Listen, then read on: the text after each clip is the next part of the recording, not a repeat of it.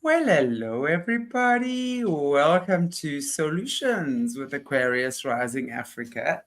And happy Friday, happy New Year, happy new beginning.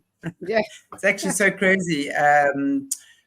We were doing actually the whole thing on Caleb Jade's show last night on the actual New Year's ritual and what it actually means. And it's actually something quite hectic as well. Hello, Catherine. How are you? It's so good to see you again on my channel. How's it been going, beautiful? Are you well? Wow. Happy our new year, how we want to celebrate it nicely with bringing in Exactly. you. And oh my goodness, I've had such an interesting week, Shanti. I've been helping my daughter move up to Scotland, and I was just mentioning to you off camera a bit. There's so much shifting. It's like I haven't really had time to process it, and we're going to be talking about putting things into words or not as part of this show, but really profound experiences of almost like the only way I can describe it is I feel something shifted in me over the last couple of weeks where I'm seeing a completely different level of clarity of things. So I'm just seeing the world through, or experiencing, not even seeing actually, through a very different next level up of awareness. And some of the fact of that is good and some of it's not so good, in terms of I've got to work out how to Yeah, deal with it, because it really made me realize this time that how much of a lovely bubble I've created for myself with, I've manifested hard all my life to create a home environment that I absolutely adore. And gratitude is a big thing for all of us. I think all of our listeners as well. I know it's huge for you, Shanti, and it's huge for me. But I've never quite felt so much gratitude. And when you're an empath, for what I've got and what I've created and being surrounded by my animals and nature, but when you're an empath, that's really hard, I find, to personally balance that when you see so many other people that haven't got that and are in a completely different reality that's really quite scary. absolutely. It's very, very scary because I think, and especially when we're going into the cities, although I'm a farm girl, I spent many years, 24 years, I lived in Johannesburg, which, if anyone knows Johannesburg, it's quite a crazy, very busy city, in fact. But I absolutely loved it purely because I just found there's so much diversity there. I enjoy, Johannesburg is one of the cities, I think it's in the top 4 cities with the most trees in the world. Wow. So it's really beautiful. People have planted many trees. So I worked from home for most of the time in this beautiful tree place, and it is actually quite a beautiful city. Um, but recently going back there as well, I have to say, when was I back? I think in August. Where are we now? Yeah, August, September, somewhere around there. I can't even remember. But I just felt for the first time, wow, I don't want to be back here. Mm. Because I think, especially since the pandemic, there's been so much change in people. There's a lot of fear. There's a lot of people that have lost their jobs. Mm. I'm getting lots of people, African people especially, asking me for money. There's big hit on the financial reserves of the world, Yeah. basically. And I think those that have and those that don't have, that gap is getting bigger and bigger and bigger. And the reality of being homeless or of being jobless or anything like that is just hitting home to people in a major way right now. And I'm wondering if that is possibly, I know you live in this lovely protected environment, in your little, you've got a beautiful space with your, in the farm or the woods, with your animals and stuff. And I know, like me, you don't often travel to these very busy places. And I see more and more people decentralizing to where I'm living now, which I'm like annoyed about. Yeah. I'm Yeah. like, get away, stay where you were. You're not supposed to be moving here. Anyway, that's just me being me. Um, but I think really at the end of the day, the world as we know it is a huge changing place. And I think with the money situation collapsing, everything's going to start collapsing in the next 5 to 10 years. We have to realize that. And this is why we keep saying, you know, on these shows, we've got to start growing our own food, growing our own veggies. We've got to start becoming a lot more community orientated. You know, there was this guy, he's a South African guy, and he was in military intelligence. Like, he's probably around about my age, our age now. And his father was also in military intelligence. So now we're going to our ex-apartheid presidents and stuff. And they were part of this 300 group, whatever it is, that meets once a year. And he was going to these things. And this guy's saying to us, my father predicted this was going on. And he predicted that after the end of the pandemic, there's a 2-year lull. Like, you know, when everyone thinks, oh, whew, lockdown has now ended and now we're back to normal.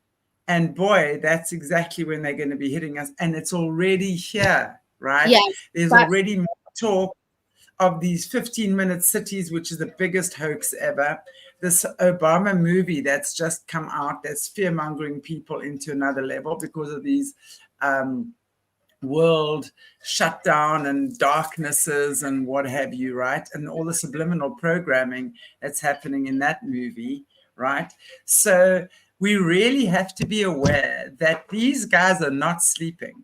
You know, there's this whole white hats, black hats thing. Oh, the white, please, they are not in control. They are not in control. You know, we are the ones that hold the power to actually be in control or not. We are the ones, because with all the sleepwalking going on, it's like there's this tide. They create this tide that kind of sweeps us, right? And before we know it, boom, there half the world is in the ocean, and the rest of us are going, come on, wake up, wake up, wake up. You know, please just stand your ground. Don't get swept in by this tide. And I really think at this stage, that's what's happening now. But it's also, I think it's a great gift that so many of us have woken up. I don't think these guys actually banked on how many people would actually wake up during this time. Although I have to say, I heard statistics that around 17 million people have died.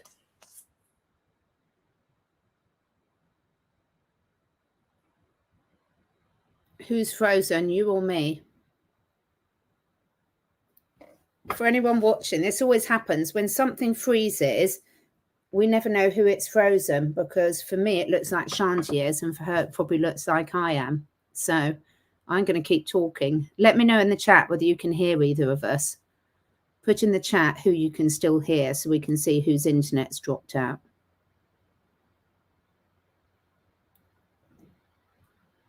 So Chantel's frozen, Gail, or Chantel, or Chantel you can hear. Thanks, Gail. Oh, Chantel's frozen. Okay, well, thank you, Gail. That's really kind of you. She's going to rejoin. I'm going to keep talking, because just before we came on, I have been away up in Scotland for a week, moving a family member. And it's really weird. I've had a week of no internet. It's just really, really dodgy internet. And it's really made me realise for a lot of my work how dependent I am on the internet. And Shanti and I were talking about this just before we joined. So it's quite ironic that she's dropped out, because this is the thing. Look how easy it is to disconnect us. So one of the things, and I'd love your thoughts, Gail, and anyone else in the chat, Jessica, hi, is how do we try and keep connected when these things happen? So many of us are on Telegram groups like this. But of course, if they want to disconnect us from those who are like-minded, we've got to be a little bit clever about how we do it. So I don't know, I suppose spreading your resources on different apps, on different ways of connection is going to be really, really important moving forward. And it was really weird for me going through seeing the effect of not being able to use the internet and connect in so many different ways. Oh, don't worry. I've just been talking away with Gail. Gail talked. We never know who's frozen. It's a bit ironic, isn't it, Shanti, that we were just talking about my internet problems over the last week being away and how easy it is to be disconnected. You know, this is the thing, isn't it? They can disconnect us so easily. Anyway, hi. I'm just laughing because I don't know when last that happened to my internet. I mean, it's actually my internet for the last few months has been really, really good.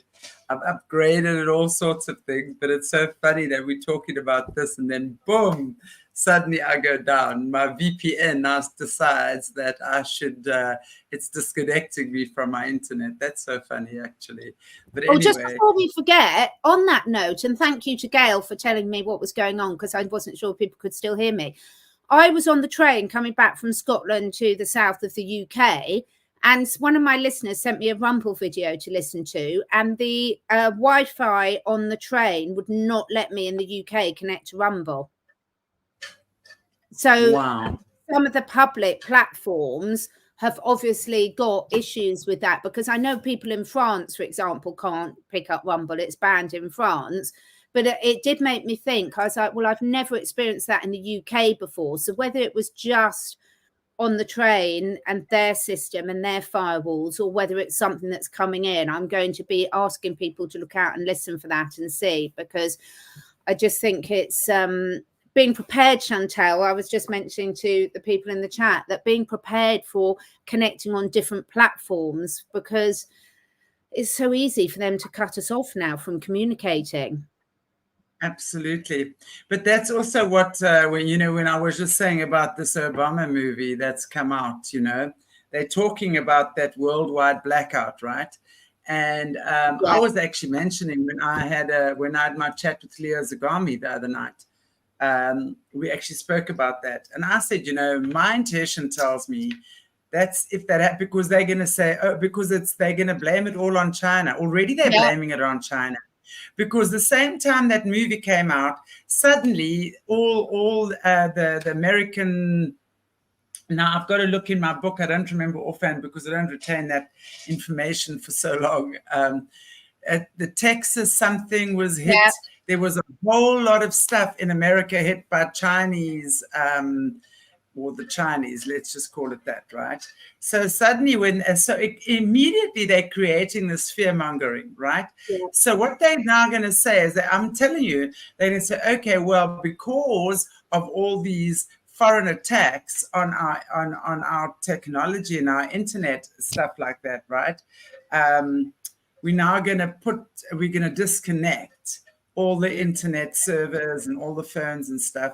And, we're going to make it safe. And then that's when we're going to have that blackout. Because when we have that blackout, then, of course, we'll come back.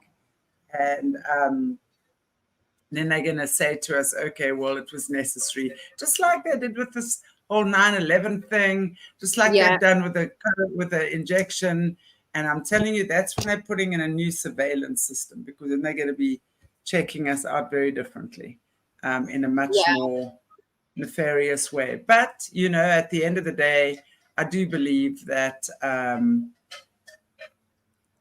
honestly believe that they won't get away with it for long. I really don't believe they won't get away with it for long.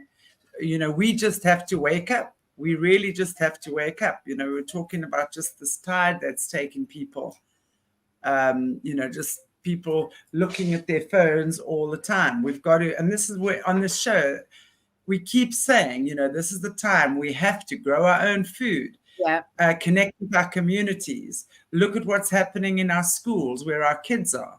That's the sorted out is a big one as well. Get your water sorted out. Get some protection at home for water. And again, people say this is fear mongering. This is really interesting. I'm just talking to you. I'm right outside my window as a little blue tit, literally listening to every. He's right on the window trying to get in. And he's got something to tell me. I have to speak to him later. But I think this is a difference. It's really interesting. I've sort of been having some interesting experiences on social media recently, because this human condition where we fight so hard for our limitations, instead of sort of opening ourselves up to sort of say, okay, well, what if some of this is true? How would that change my decision making? So a lot of the stuff I've been sharing about water quality and what's in our water, I've had such a bombardment of all your fear mongering. You don't know what you're talking about. You're not qualified. And I worked in that industry for a long while, like the telecoms industry. So I actually do. But even so, that's a little bit irrelevant, because it's like, yeah, but what if I'm right? You know, you're fighting so hard to tell me I'm wrong, and there's nothing wrong with it, and there's nothing wrong with wearing AirPods in your ears, and there's nothing wrong with, and you're like, wow, but if you're wrong, you've really had it, you know? So what about opening your mind and stop trying to shoot the messenger and sort of say, why am I listening then? To wear earpods. It's just, I know, it's just so. Sorry, carry on. It is so frightening, and it's like this. We're so used to now. It's really funny. Even the so-called awake amongst us, there's this paradox that's thrown at us so often. I can really get why it's so confusing for us all, because in one respect, you sort of think no one in their right minds would come up with this, and they must test stuff, and they've got all this safety testing, so it can't possibly be that bad. But deep down, we know it is, and we know it's been proven time and time again. And the fact that they won't let us talk about what I've just made in my thing, Andreas Kalka, I won't say the words on YouTube because I'm not allowed to, but and all these natural healing remedies and the frequency medicine that you and I are so into, and so is all our listeners. It's like the world, there's such inversion, and people say to me, where shall I start? And I think, start by thinking anything you're being told by mainstream is a complete inversion, and then go from there, and you won't go far wrong. Exactly. Everything they tell you not to do, do it. And everything they tell you to do, don't do it, sort of, because do the opposite of what the mainstream is telling you. I mean, you're talking about earpods. And then just listen to me. Exactly. I mean, talk about earpods. It's like, how can people think? You know, I will occasionally wear mine, like for certain meditations and stuff I'm doing, you know, if I want certain sound, whatever. Yes, because it's amazing to get that sound. But I can't wait to take them out, because you can hear nothing around you, right? So the average person is walking down the street looking at their phone with earpods in. I mean, there's no connection to nature anymore. There's no connection to each other anymore. It's really, we're just connected to these things. And like, I don't know, it's just, we need to wake up. We need to wake up. Because, and that's why, you know, I was reading something today as well. We can't deny that this stuff is not happening. That the people in Peru are literally, there's an alien invasion there. And I know Caleb has been saying this for a long time, because Peru is one of the places where there's a massive portal, demonic portal that is opened. So Peru, and they're talking about these things coming in with silver heads and everything, right? There was something in Miami the other day. That's right. Where literally shadows were chasing these people. And people are saying, well, where's the video footage? They're saying, well, there was no video footage, because everyone was running at that stage. You're not taking video footage, right? Because for once you actually don't have your head up your bum, so you can actually see what's happening around you. But there was a guy that was observing, and he came and told the story afterwards. And people were literally turning around, trying to shoot at these shadowy things. So we can't deny that these things are coming. It's not a psyop. It is happening, right? It is happening. And we need to be aware that it's happening, because we need to find ways. We've got to increase our frequency. We've got to find ways that we can actually protect ourselves, and not through guns and warfare, because that is not going to protect us. That's just what I'm saying. Not what's being shown now. I mean, you know, the so-called humans, and I'm using that word in loosely, the people that have been, you know, most of the stuff that you carry, the people in the system and the SRA and everything. So that's why I'm using it a very loose thing. But it's not an accident that all this disclosure is still coming out about Jeffrey Epstein, and slowly and surely. And so, but I heard it's so synchronicitous, because That's not quite the right word, but you know what I mean. Synchronicity. I My friend this morning sent me a Facebook video, and I unfortunately didn't have the lady's name, but it was a nurse that had been through a death experience and coming back. And it was such a beautiful thing. I'll put it on my Telegram channel later. It was amazing in terms of, that's Catherine Edwards' live Telegram. And basically what she explained, and it just, again, it was like another ping of connection going off for me, which has been happening a lot the last couple of weeks, where she was saying that when she was in her out-of-body death experience and she met God, it was tapping in, and he was showing her bits that were stored in what the scientists call the junk DNA, which we all know isn't right. DNA. And this is almost a bit like your connection to the ether, the divine matrix. You know, they took the ether out of the periodic table back at the turn of the last century and things like this. It's all deliberate. And once you realize the master plan, that literally everything is connected, then suddenly it all starts to click into place. Certainly for me, it's like once you let go of that resistance of not wanting it to be true, then suddenly you can see the world through a different place. That's exactly where, you know, certainly where I am feeling at the moment. It's for me, it's letting go of resistance, but also very much working on, I'm not really someone who does sort of traditional protection rituals as such. I'm more about working on my own energy field to sort of bounce things that I don't want in, if that makes sense. Right. I agree. You know, everything comes from within. And you talk about the divine matrix. You know, we have to remember we are created in the image of God, or the divine, or source, whatever you choose to call it. We are created in the image of God. And when we really understand that, and when we truly tap into that and align with that truth, we are safe. Because then you realize, you know, how powerful you are. You realize everything you need is within. I mean, I can start telling you stories about things. I mean, in the last couple of years, I've been under such hectic psychic attack a lot of the time. I just don't even speak about it because I really know how to protect myself from that.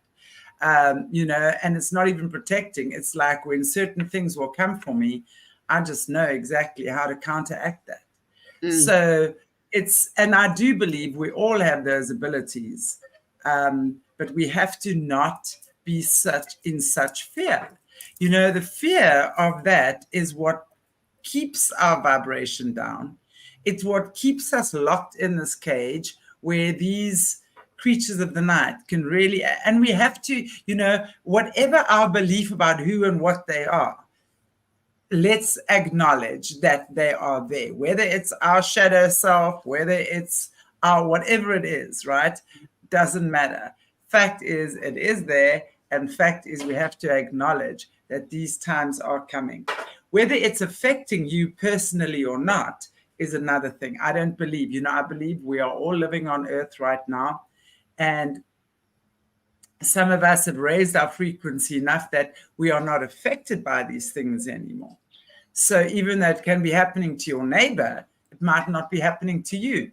You know, you might be invisible to that force, negative force, or whatever it is, purely because you've raised your frequency, right? To not be affected by it. So at the end of the day, I really think it's a personal journey. And when we believe, and that's, you know, faith, and I'm not even talking about necessarily faith in the biblical sense. I'm talking about faith in your creator. I'm talking about faith in yourself. I'm talking about that alignment, because when you find yourself in that place of alignment, you automatically have faith.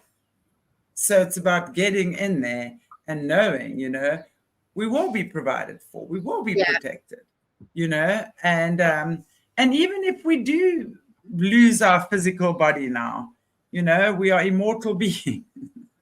We're immortal beings, you know, and that's okay. We'll be back. It's so fascinating how it's such a cliche, and I'd love to know what people in the chat feel. Thank you so much for joining us. so many of these teachings, they seem they are so obvious when you say them, and they can seem like a cliche, and we can resist hard as humans, thinking, well, it's easy for you to say. But when you do let go of certain things out of your life, it's amazing the space it leaves for new things to come in. And I just want to give an example. It's like, I was asked to join this holistic health bundle with a group of 130, I think, other holistic health practitioners. And I said yes to this opportunity because something just really drawed it to me, because I was really into collaboration, because what I've realized is everyone's got these little bits of the jigsaw puzzle, and everyone, you can both be talking about detoxing, but different approaches will resonate with different people based on their circumstances, where they are, what they can get hold of, etc.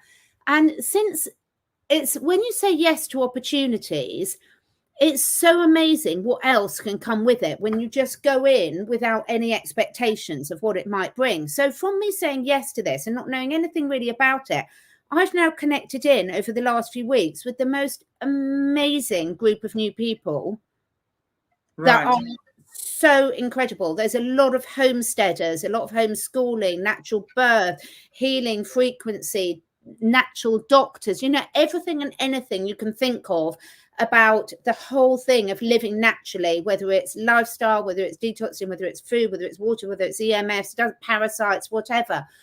And I just was in awe, really, coming back on my long train journey yesterday, thinking, it's so amazing when you follow your intuition and say yes to things without having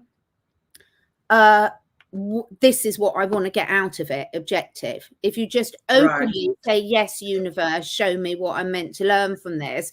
For me personally, that's a completely different experience to having a set objective as to what you want to get out of the experience. Yes, I think, it's kind of having that expectation. Expectation is a good thing to have, but let's not limit that expectation to having it only in this way or only in that way, because the minute we limit our expectations to having it be this or that and nothing else, that's when we actually do ourselves a major injustice, because then we're not seeing all the other opportunities that could possibly arise from that as well. Yeah, I agree with you. There's a lot of things at the moment. And, let's never forget there's a lot of people who think the way that we do. And more people are waking up to that. And there's some very powerful people as well that are fighting this legal system in all of our countries,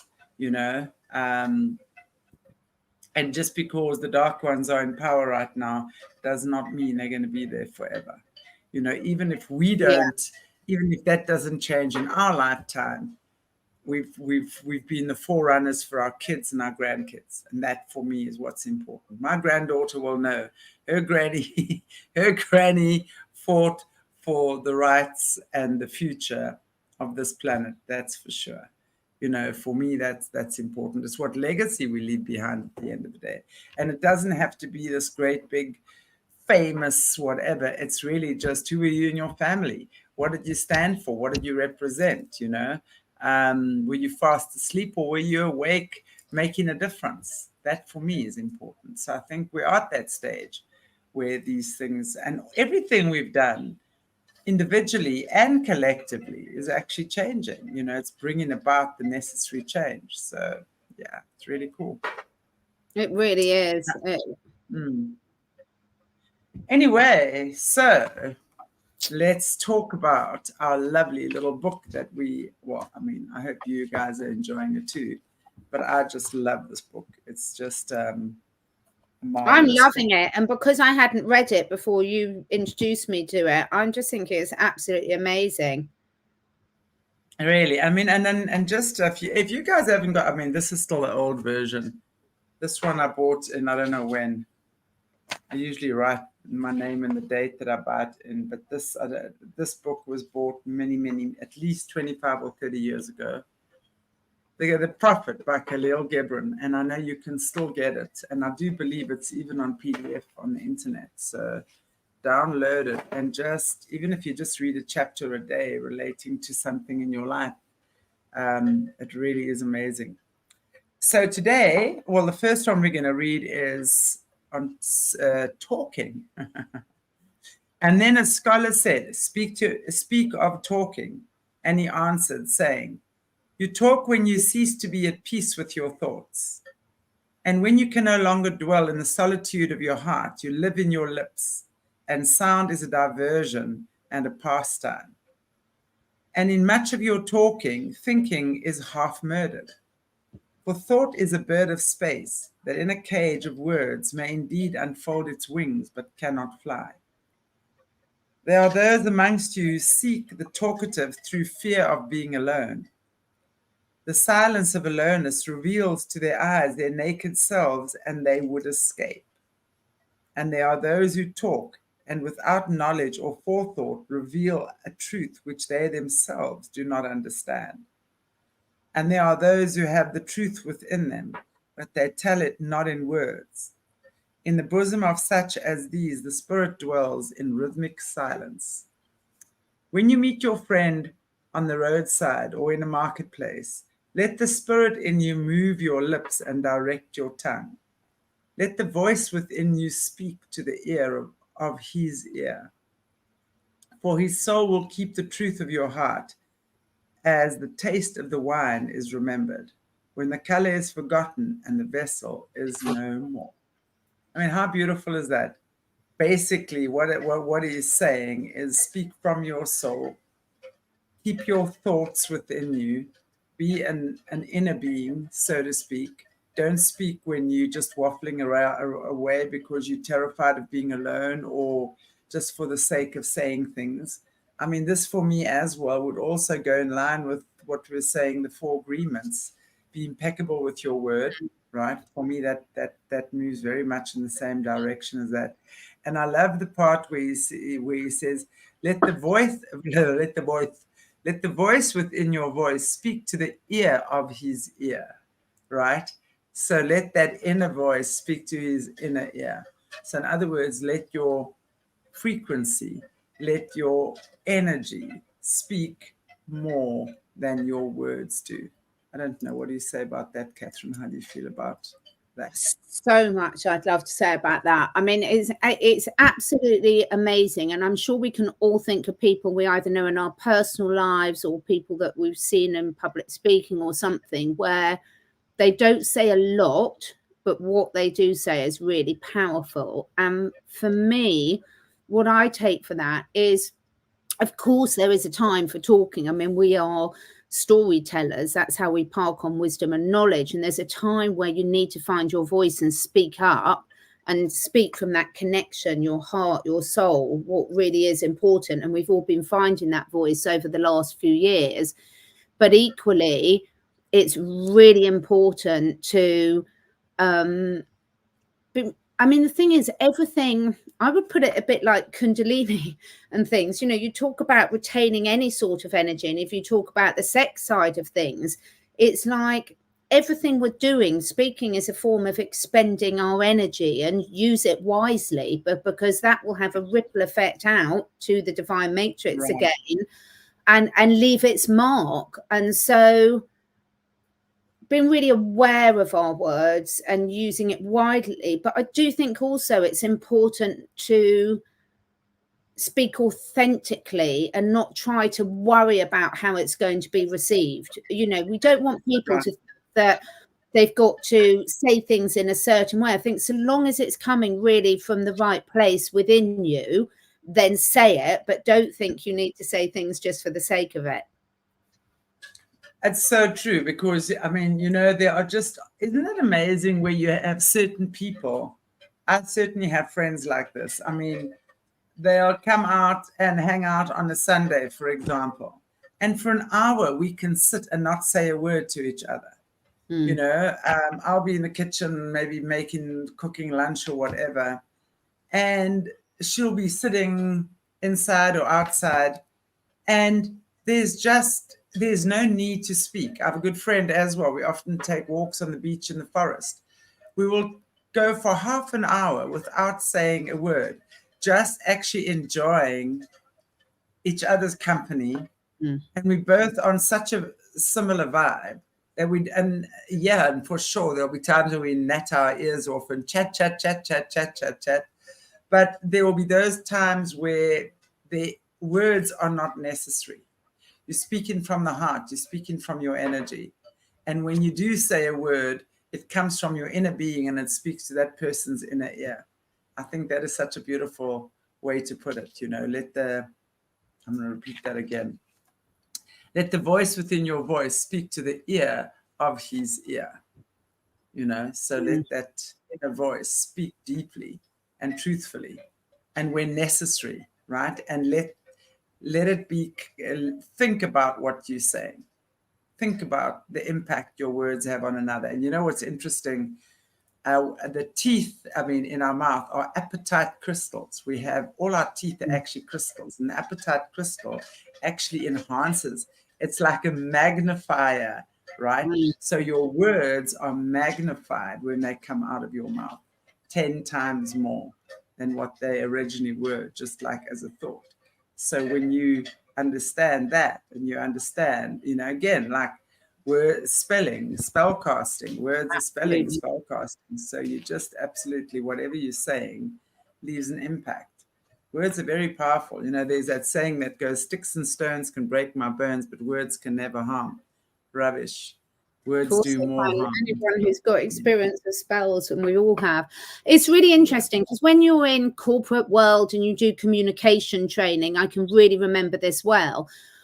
When we look at the definition of communication, so many people now think communication is them just blurting it out, whether it's in written form, in verbal form, and not taking any responsibility for whether that message is received and understood. But when you look at the actual definition of communication, it's actually that you're giving out information which is then received by something or someone else and understood.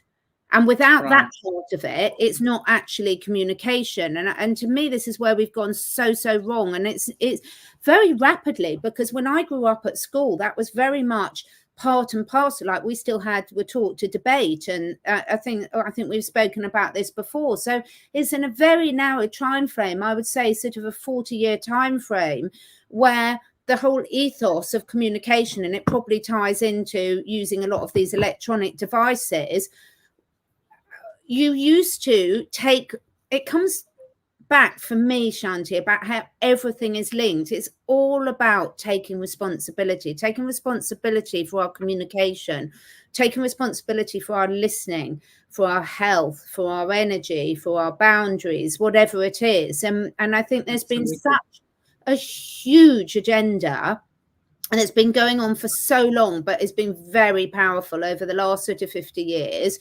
to get people to stop taking responsibility and blame, which is why then they're so controllable. Because we all know the people that, well, it's not my fault, I took their thing because I was told I had to. And this is a part of a very long agenda, and for me fits into very much the communication side of things, where everything's linked. You've got to look at it all together. This is a very clever, sorry, my cat just needs to go up.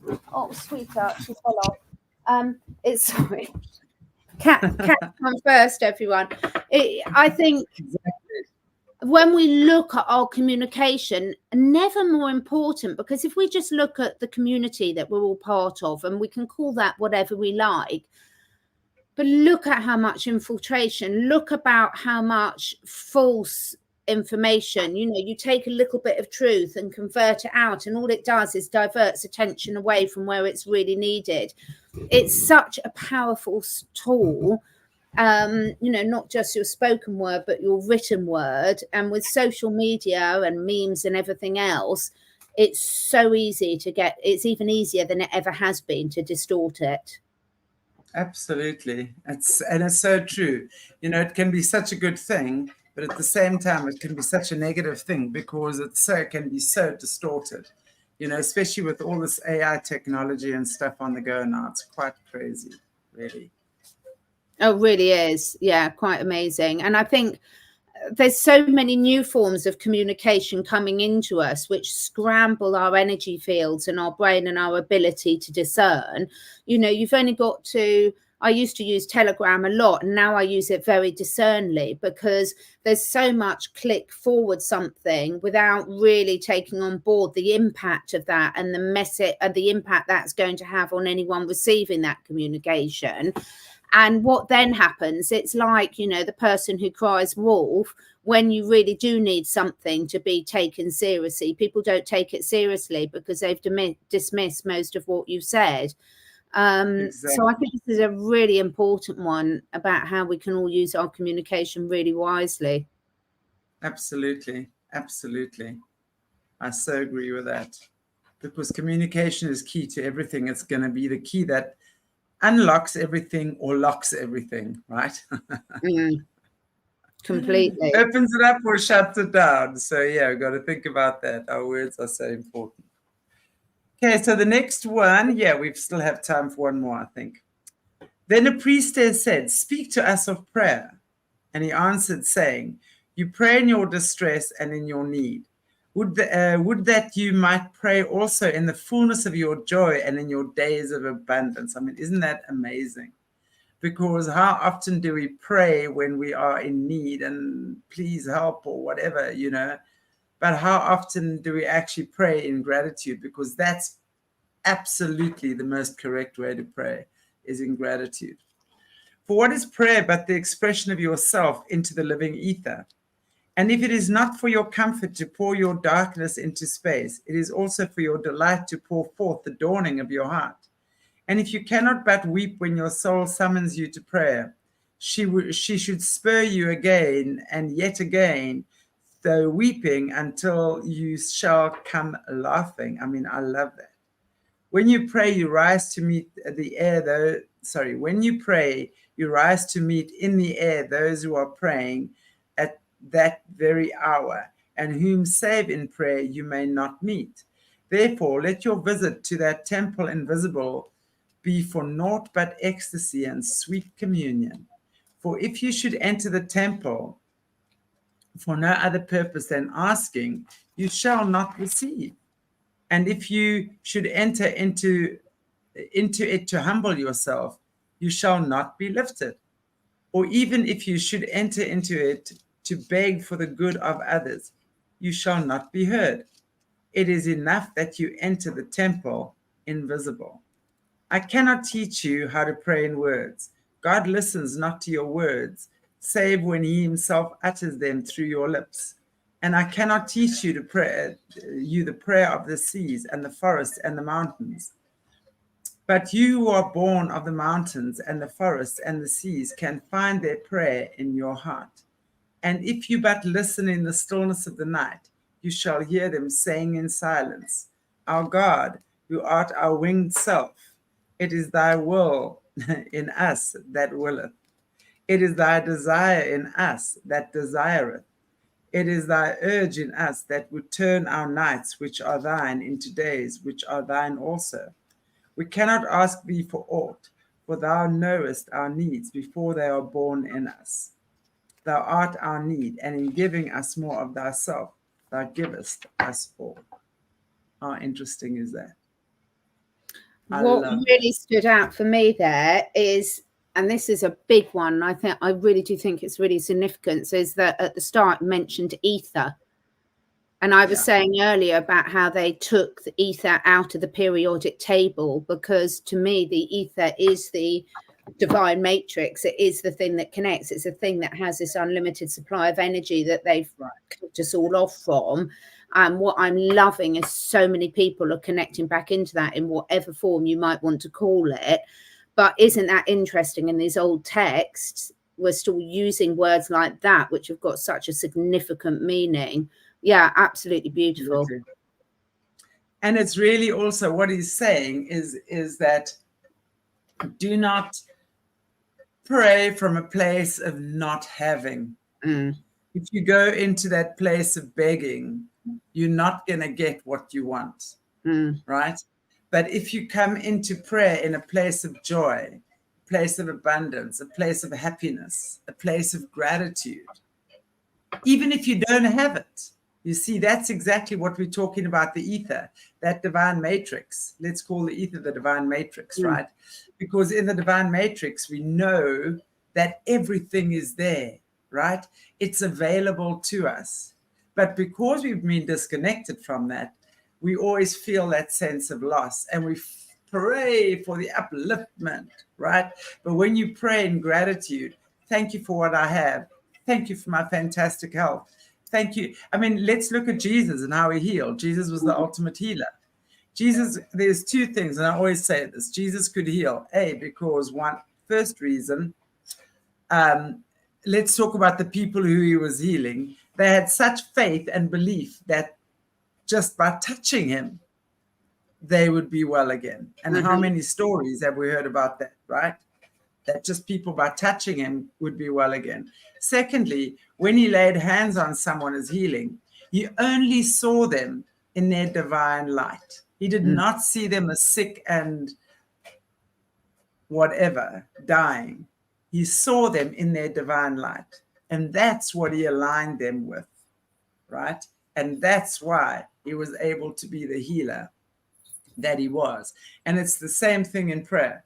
When we see ourselves in our divine light, know that it's already, thank you for that gratitude. Be grateful for what already is. I might not be there right now, but if I see myself there, I feel myself there, I know I'm there. It is done, right? It is done, it is done, it is done, it is done. And that for me is so important here when it comes to prayer, because I think a lot of people do not know how to pray. And that is why many prayers are left unanswered. And many people believe that God does not exist. I mean, I think God does not exist in the way that many people believe God exists, right? But if we understand the divine matrix, then our prayers already answered. And children will know that as well. But children who have faith, I mean, that's really, they will teach us these things, right?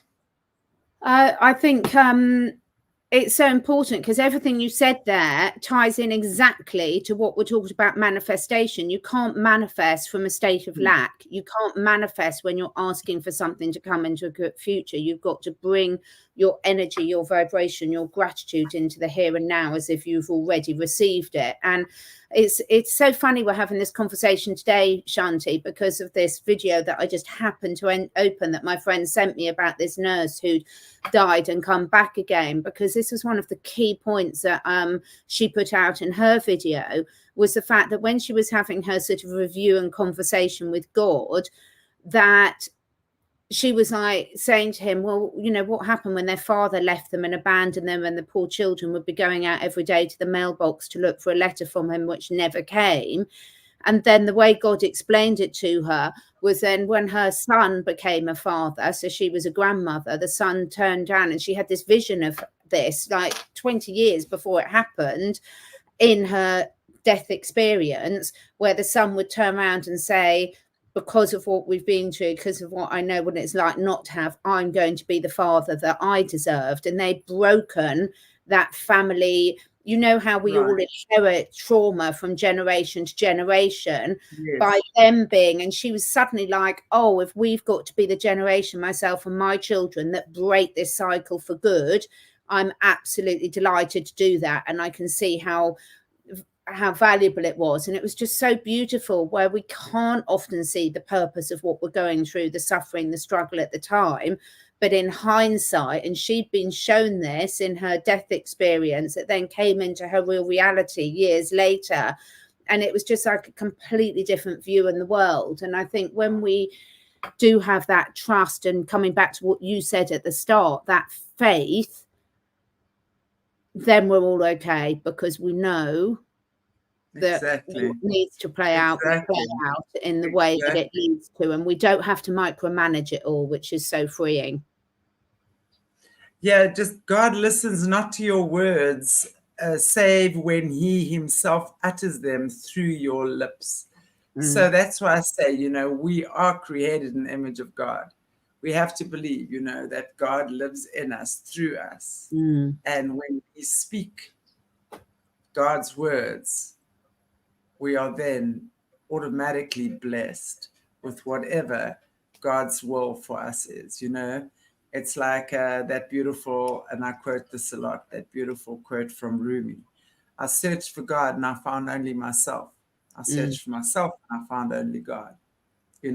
So really, at the end of the day, we have to remember that. And that's what's going to get us through these trying times. And I think for all of us who are having these conversations and joining together in this community, to realize that letting go of judgment of anyone that we might consider to be not awake, because it's all just a sliding scale. The fact of the matter is, there's things that every single one of us will have things, our blind spots, things that we haven't put into place yet. And we're all just the same. It's just like there's so many different ways of healing. And so, whether it's hers, whether it's ours, whether it's frequency, whether it's sound, whether it's light, the list is endless.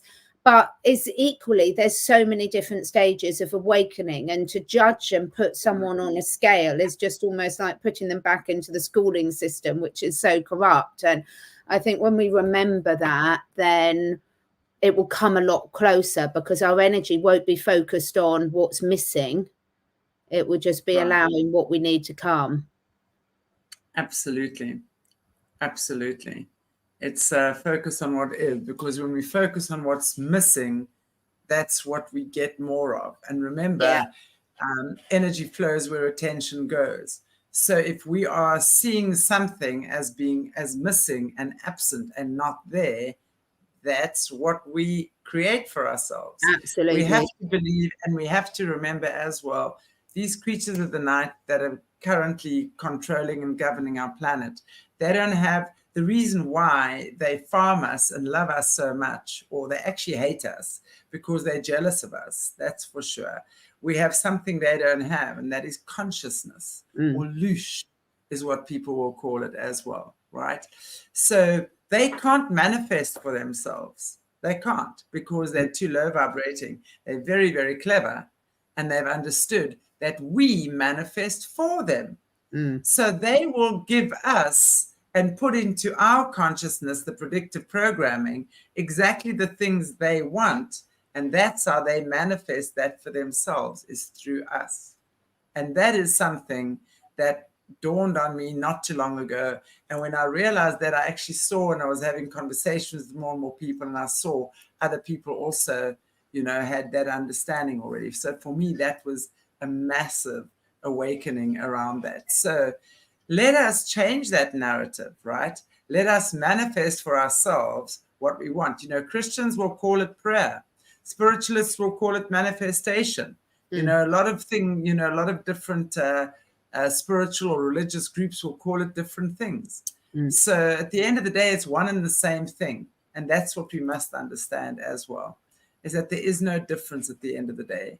It's really about the intention that which we go about doing things. And if your intention is coming from a good heart, there's no difference. And it's really about that for me. So, when we go out and we act in a loving way, we don't have to manipulate people. We don't have to manipulate energy. We don't have to hurt others to get what we want. We have to know that it's our birthright to have it. Miracles are our birthright. And when we tap into that, and when we remember that, then we pray in accordance with that. Thank you for the miracle that has occurred in my life today. Thank you for the miracle that is me. Thank you, God, for me sitting here right now with fingers and toes. Thank you for my 10 flexible fingers. Thank you for my ears that hear. Thank you for my nose that smells, even though I complain every day it's too big, right? But at the end of the day, it's like when we, these things we so take for granted until they're gone, like our water, right? Yeah. God, so let's just say, thank you, God, for abundance of water. Thank you, God, for this abundance of water. Wasn't Jesus supposed to be the river of life, seen as the river of life for humanity? Thank you for this endless flow of water that never, ever stops. So that's the way we do it. not as in, oh my gosh, what's going to happen then? Biting our nails.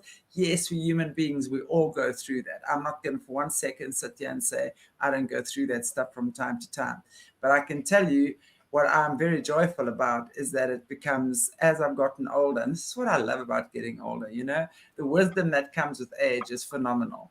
So as I've gotten older, I could not agree with you more. I really couldn't. It's just, well, it's just such a blessing, isn't it? And I think there's a reason why, your looks change, your body changes and things as you get older, because those things aren't, not that your body isn't important, but it's almost forcing you to prioritize on different things, which is just so beautiful.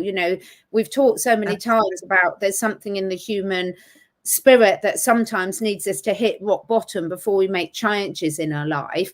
Well, let's look. If we make these changes before that, perhaps the aging process will look completely different to what it does now. Yeah. Perhaps the universe won't have to take away to give this wisdom. I think, if we just look at our culture, of supermodels and the Kendall Jenners of the world, I mean, there's no denying Kendall Jenner is a beautiful young woman. I mean, to look at, she's gorgeous. And so are all her plastic surgery sisters. I mean, if you look at them, they're beautiful women. But it's not their natural beauty. I think each and every one of them has gone under that knife. So they've created this standard of beauty, which is unattainable for the average person unless you've got hundreds and thousands of dollars to have the lips and the whatever it is, they do in the butt plants and implants and stuff like that. But, they've made us feel that we are not good enough through this whole vanity culture. And I mean, if you just look at Victoria's Secret models, most of those are men. Most of those are transgendered men, right? Now, the majority of men do not have something that women have, which is cellulite. Now, for some reason, cellulite has now become women's worst enemy. I mean, I think anyone, when you've taken care of yourself and in a good way, it doesn't matter what your body looks like in a costume or a bathing suit or whatever. But what they've done is they've made us actually feel like we are not good enough, and they've put these unrealistic expectations in front of our eyes and made women think that that's what we've got to be. And we've got to get over that as well. We've got to look at who we are, what we are, and how to be happy within our own skins. And then we're grateful. And it's all just a phase, because, in the old days, it was celebrated to be chubby and pale. That was considered beauty. And if you were too thin, exactly. So we can see how manipulated. I mean, beauty is in the beholder anyway, but these trends are very real and very damaging. And I think we sort of all know that now. But we know it. It's a difference between knowing it at an intellectual level and knowing it and really embodying it. And that's very, very tricky for all of us, I'm sure. It's so true, because if you look at the average body in the 1940s and then in the 1950s, I mean, 1950s, women were a lot more curvy, right? Like the Marilyn Monroes, etc. 1960, you had Twiggy and co. 1970 was the same thing, right? 1980s, you had to be as thin. I mean, I was an 80s teenager, skinny, right, and super suntanned.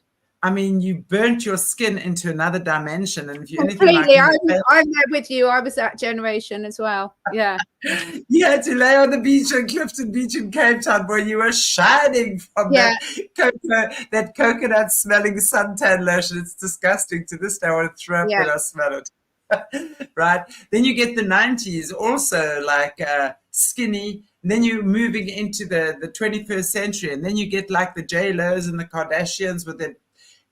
It really just changes with every generation. And all we have to do is be happy with ourselves, and your body will adjust accordingly. Your body actually, your cells are listening all the time. So when you're happy within yourself, it's wonderful how extra weight just melts away. It does. I've seen that time and time again. your body just, you become more energized, right? Your skin clears up, your health issues clear up. You know, you automatically are drawn to things that serve you more, the foods that you enjoy, that your body enjoys. Suddenly your craving for sugar becomes less and less, or whatever it might be. Exactly. These things occur of themselves. So we just have to believe that and know that and realize that we are perfect the way we are, and we are loved the way we are, and appreciated the way we are. When you love and appreciate yourself, you're going to attract a partner into your life that loves and appreciates you too, and everyone else as well. Yay. Love it. Well, right. I think we're going to leave it there for Thank today. You so much. Yeah. Is there anything else? Yeah. Is there anything you want to say just in closing before we bid each other farewell for this week? Just thanks to everyone that joins us in this chat. It feels a lot, you know, it's really lovely. We really appreciate you being here. And interesting shifts. We'll be back again next week on my channel, and then keep alternating between the two channels. So we love seeing you with us. Thank you so much. Indeed, we shall. And I want to say thank you to everyone. Jeannie, Gail, Lisa, Lizanne, Jessica, it's lovely to see you on all of our shows. Really appreciate you guys, and as you say, for joining us on these chats. They're so important. They really are. So we appreciate you liking, sharing, because more people who start hearing these things, I mean, this has been my teaching in my work and the healing work I've done for more than 20 years now. And I want to tell you, people who get it, when they click into this understanding, their lives change, their lives changed immeasurably. You know, it's like, you know, when people say, I don't give a shit anymore, and it's not like, well, I don't give a shit. It's like, I just don't. I actually don't. I'm not interested in going out on a Friday night wearing the tightest jeans and the whatever it might be and seeing what cute boys. Oh, good-looking men are like something, or, you know, anyone can appreciate Brad Pitt as a good-looking man, or George Clooney, or whatever, right? Whether you like that type of look or not, they are attractive men, or whatever you might deem attractive. But for me, long ago, has that not been the order of the day. I see the energy, I see what emanates from people, and that is what I'm attracted to, you know. So it's these things that we start realizing more and more. Looks are so deceiving. The physical looks are so deceiving. It's a matching. I've really got to go because I'm due on another one. Cool, honey. Enjoy. Well, we'll see you next week then. I love that discussion. Thanks so much. Thanks so much, everyone. Lots of love. Cheers, guys. Bye.